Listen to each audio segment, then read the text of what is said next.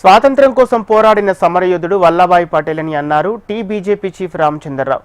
565 రాజ్యాలను కలిపి భారతదేశాన్ని ఏకం చేసిన వ్యక్తి సర్దార్ అని ఆయన కొనియాడారు. వల్లభాయ్ పటేల్ తర్వాత దేశాన్ని సమర్థవంతంగా నడిపిస్తున్న ఘనత మోదీ, అమిత్ షాలదేనని తెలిపారు. సర్దార్ చేసిన పోరాటం నేటి తరానికి స్ఫూర్తిదాయకమని ప్రస్తావించారు. సర్దార్ వల్లభాయ్ పటేల్ జయంతిని పురస్కరించుకొని నిజామాబాద్లో నిర్వహించిన ఏక్తా ర్యాలీలో బీజేపీ చీఫ్ రామచంద్రరావు పాల్గొన్నారు.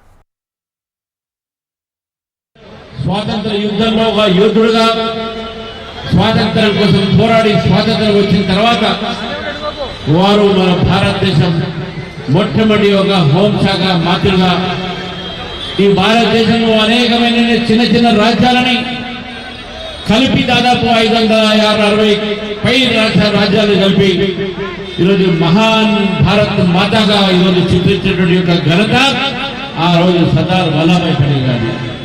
అందులో భాగంగానే హైదరాబాద్ స్టేట్ అంటే తెలంగాణ భారతదేశంలో భాగమైందంటే భారతదేశంలో ఈరోజు మనం గర్వంగా బతుకుతున్నాం అంటే భారతీయులను చెప్పుకుంటున్నాం అంటే భారత మాత గాలి ఇక్కడ పీలుస్తున్నాం అంటే కేవలం ఘనత సర్దార్ వల్లభాయ్ పటేల్ గారిది.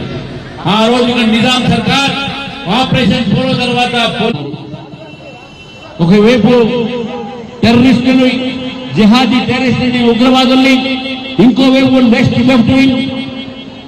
వింగ్ యొక్క ఎక్స్ట్రీమిస్ట్ ఆర్గనైజేషన్ కూడా అంతం చేసి ఈరోజు భారతదేశాన్ని టెర్రరిస్ట్ ఫ్రీ దేశాలుగా, లెఫ్ట్ వింగ్ ఎక్స్ట్రీమిజం ఫ్రీ దేశాలుగా మార్చినటువంటి ఘనత ఈరోజు నరేంద్ర మోదీ గారి, అమిత్ షా గారిది.